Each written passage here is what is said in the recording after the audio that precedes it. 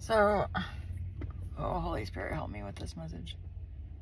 This message was given to me, it just kind of came to me on the fly, and I just flipped on the video camera. So if you're returning, welcome back. If you're here for the first time, I don't know what to say. So, what was it? So, worshiping false gods, and I'm not talking about gods like as in, you know, worshiping Isis over Christ, or which, and they're the same energy, so I don't know how that's possible, but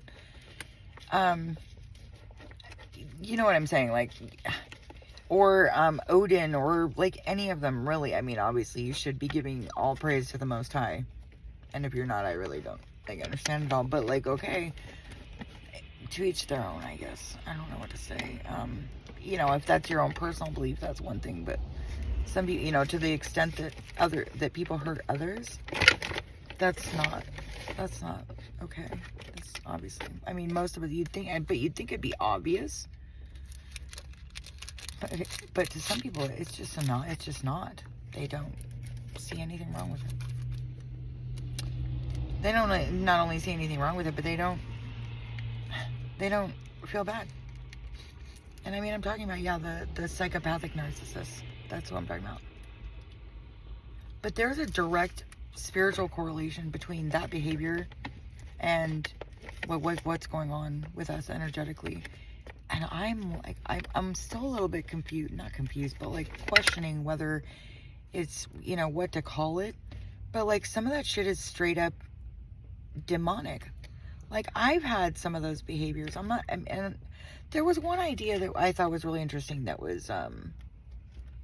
was brought to my attention. And it was very, you know, it was very much about electricity and the resistance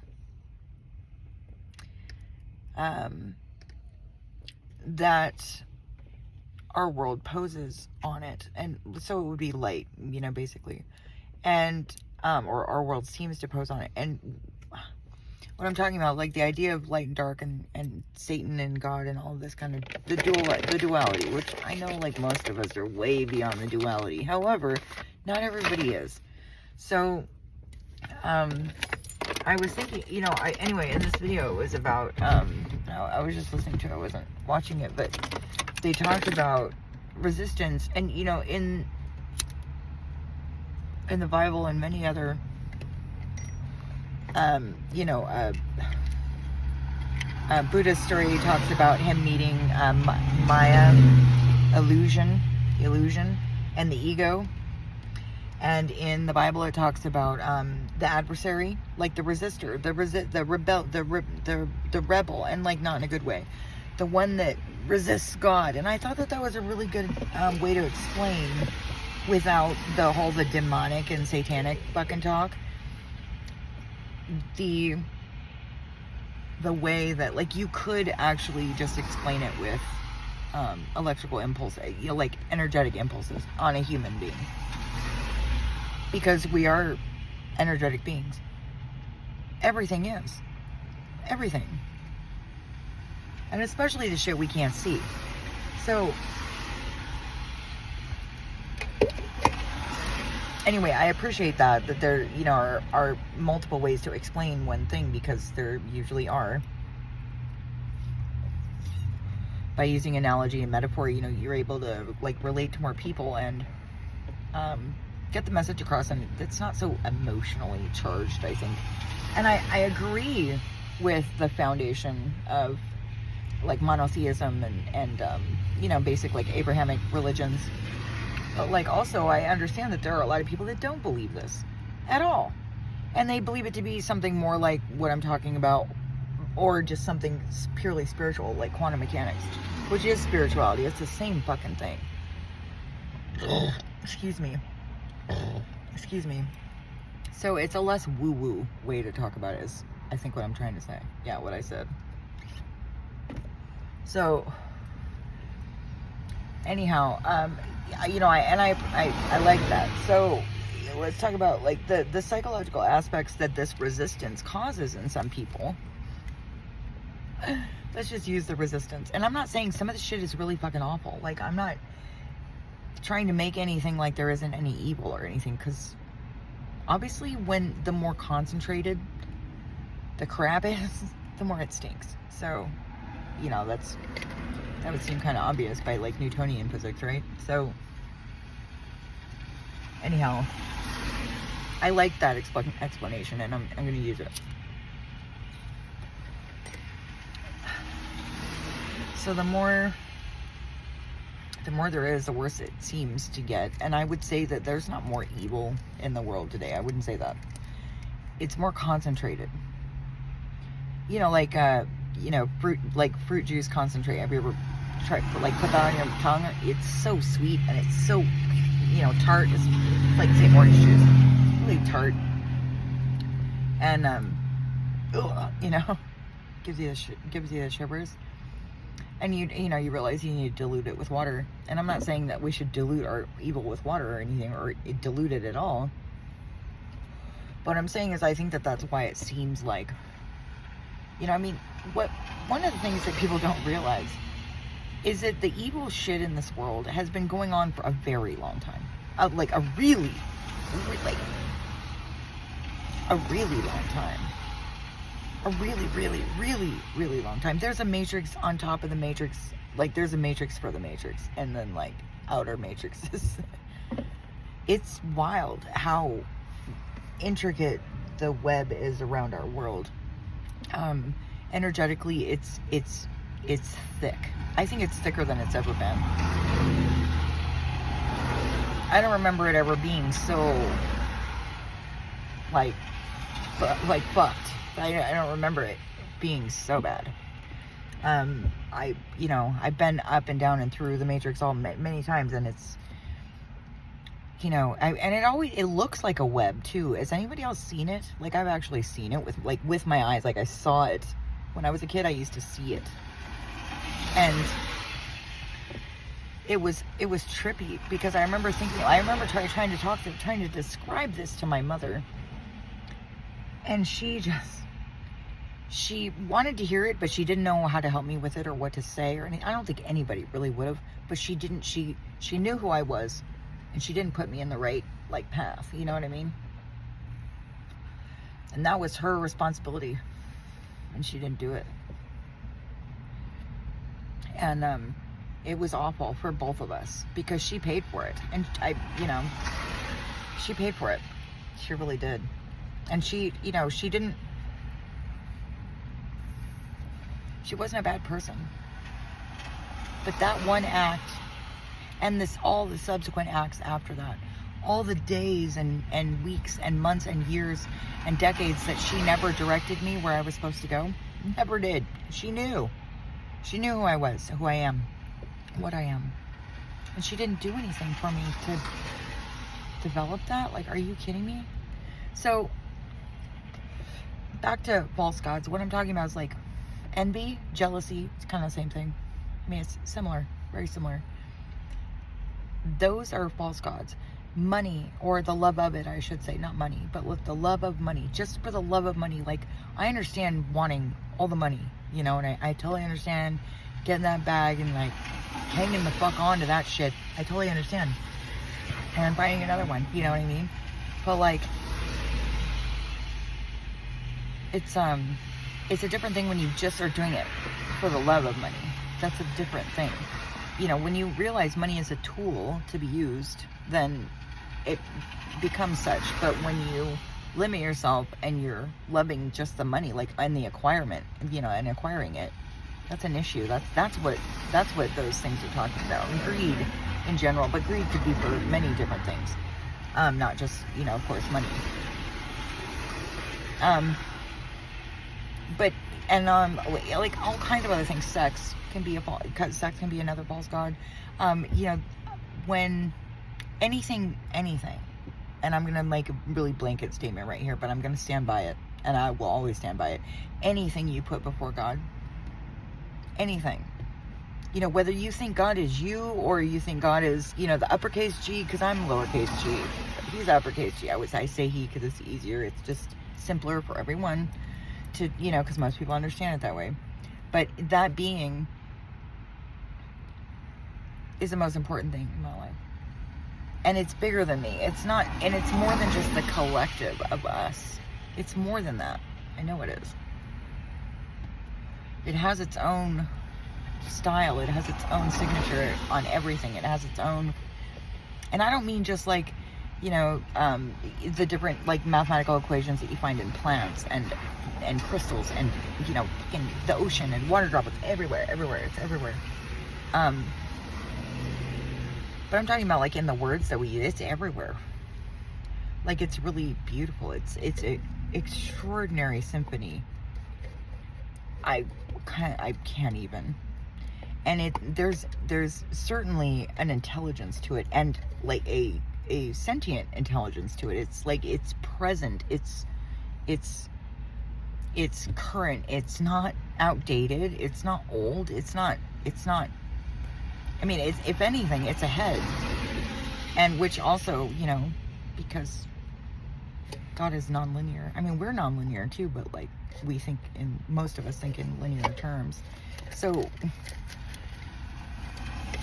I would say that anything that we put before the pursuit of our higher selves and or God, however you want to put that, is a danger to us. It just inherently is.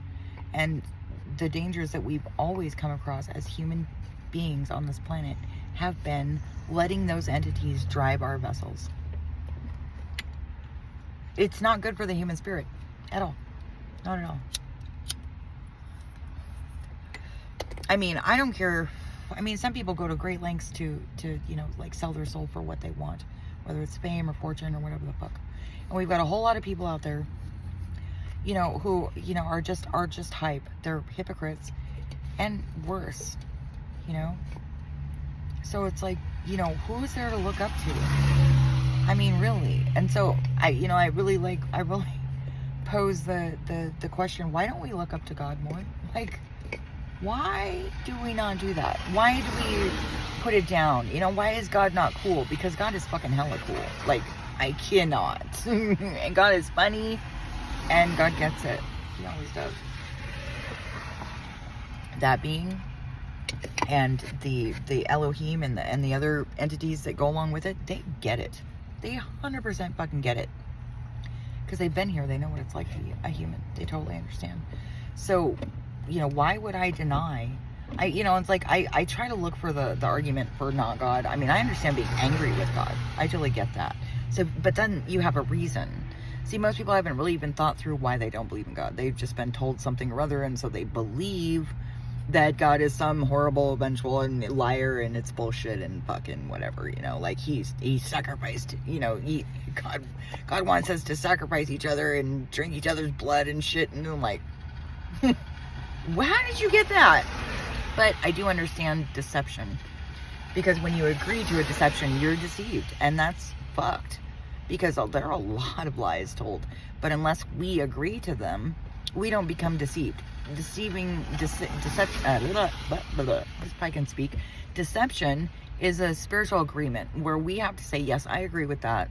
I mean, whether it's internal or, you know, whatever, but you have to agree to it to be deceived, to that lie. You have to agree to that lie.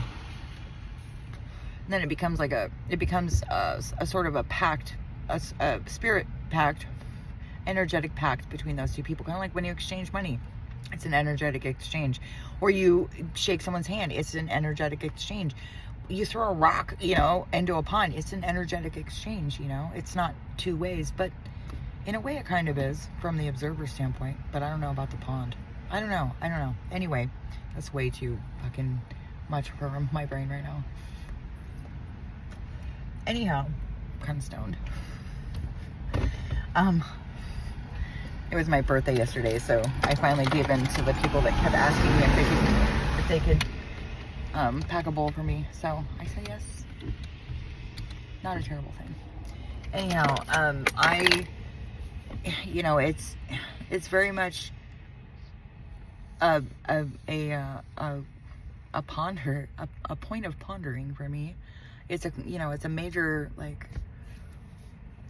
point of contention too, because I don't understand, I mean, I do understand it intellectually But I'm like, my heart doesn't understand why people want to be so stubborn and so I mean, I more than not, I think I make the excuse for people that they're deceived. And that's incorrect. Not a lot of them aren't. And to those motherfuckers, you guys have no fucking, you have no, there's no justification for that. And I'm not saying I'm perfect or I don't bend rules here and there, but like, seriously? Really though? So it's really difficult for me to understand why people want the worst for themselves, is what I'm trying to say. And like I said, like, I try to justify it and defend them and say, well, they're deceived, and they are. But like I said, a lot of them, they know better, and they know who they're worshiping, and they know what gods they're putting before God. They know. So there's not really any excuse for that. I mean, I know as human beings, we make excuses for all kinds of shit. And I understand that. I have empathy for it. I still would say that it doesn't jive at the end of the day. If you're having trouble sleeping, there's probably a reason why. And I don't mean like just because you're going through ascension symptoms or something, like, but most people don't sit awake at night and wonder why they're awake at night. Does that make sense? Like, they're not thinking about it. They're just irritated that they're awake. They're not trying to find out why they are. They're not trying to find out what inside of them is bothering them to the point where they can't sleep at night. Or why they might have had a nightmare. Maybe they don't remember it, but they wake up and they're like, oh, I had a fucking nightmare. And they don't do something about it, And in that way, it's really important to remember, all the people that are so lost right now, and they're really fucking lost. And to keep praying for them, and I know that people have hurt us, and I know that they continue to. Some of them deliberately. Like, so a lot of them, it's because they don't fucking know what they're doing. And I can fault them, but to a point, because you can only fault someone so much for being ignorant and deceived. You really, come on. So, it's important to keep our hearts soft and be compassionate towards ourselves and one another, because really loving each other really starts with loving ourselves. It really does. It really truly does. And being kind to ourselves, being patient, be the one that doesn't interrupt you. Does anyone, like, oh God, people that interrupt? My mom is a queen interrupter, and I've been told I interrupt sometimes quite a bit. Like, it depends on the conversation, but I can be that way. Yeah, I get it. But it's more like I kind of do it deliberately sometimes. Otherwise, or on the other hand of it, I'm very excited about what I'm talking about, and so I interrupt, because I'm jumping the gun to speak. And, in that sense, people can think that I'm like self-absorbed and rude, outright rude sometimes. And I exasperate them by interrupting them. I try to catch it. I'm not always able to do it. But before they get exasperated is what I mean. And I just, I think that it's important to, be that person that doesn't interrupt you. Be that person that's kind and patient and listens to you. Because if you don't have anyone else in your life to do it, and you don't do it for yourself, how can you expect anyone to do that for you? I mean, really though. If we don't stand up for ourselves, other than God, literally, who the fuck's gonna do it? We have to be kind to ourselves, and understanding what you even need in life or what you even want in life starts with knowing yourself. There's an oracle. I've talked about this before, but there's an oracle at Delphi.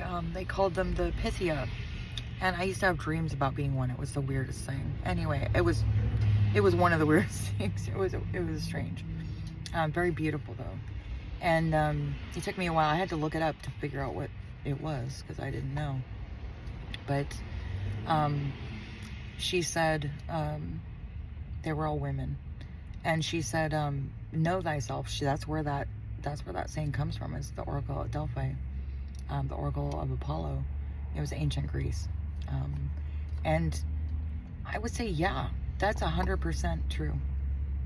Because when you don't know yourself, how in the world are you going to navigate? If you don't know inside yourself, how are you going to navigate the outside? Yeah, I mean, really?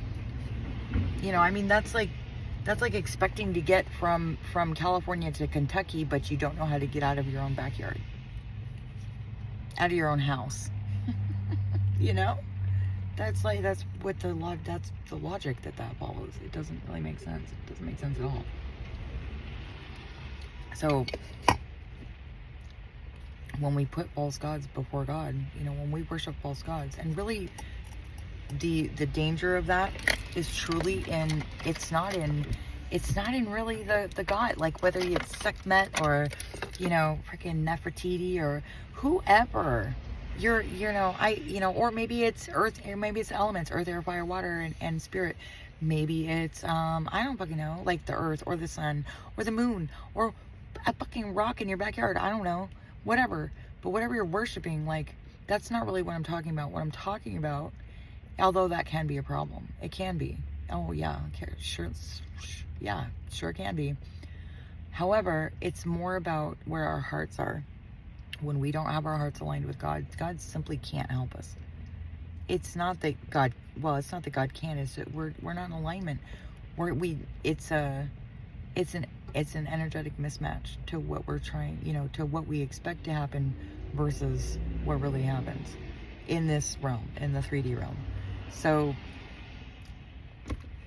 I mean, I would encourage people to try to get in alignment with God as best they can. Simply because, like, it feels really good. It feels so good. Like, I'm like high all the time. And I don't mean because I smoke pot or cigarettes or any fucking thing. I don't even, you know, I mean, I'm drinking a soda now. I don't usually, but this one doesn't even have caffeine in it. Like, I am not. And, you know, like, who doesn't want to feel that way? And we have millions, probably billions of people on prescription medication. And why? Because they want to feel better. But they won't do the one thing that is guaranteed. Well, it's not one thing, but like the multiple things that are, you know, under the umbrella of the larger thing that will ensure that you feel that way, or at least as much as possible. You know, and even when I feel really shitty, I still feel better than most people. I know I do. I love the train. It's so cool. So, you know, I mean, I know that we can get bogged down in day-to-day life, and a lot of us are just living just to live. You know, we've got kids and, you know, mortgages and, you know, or rent to pay. God, that's even worse. And, you know, and shit like that. And it's just, you know, it feels like just a matter of time until everything collapses. And I know how that feels. I've spent most of my life feeling that way. And I know that, like, being, you know, there are a lot of single parents out there, especially single moms, but dads too, but still moms too, a lot of moms, and it's really harsh. Like, the world's not really a nice place to most of us, especially when you're a good person. You don't get any fucking brownie points for that shit, you know? I mean, not from the world. The world doesn't really care. You know, I would say that that's where the world is, and it's a shame because really there's so much to discover within one another, and, you know, the whole reason we're here is to experience life as humans. And when we choose not to do that, and we opt out for false gods, for media or money, or the love of money, or sex, or whatever those envy, jealousy, anger, you know, all these things that we put before God, these are false gods. That's what real false gods are. Like, you know, I mean, really, literally, God would rather me fucking worship this fork. I'm not kidding. I'm gonna tell you something right here. God would literally have me would rather me worship this fork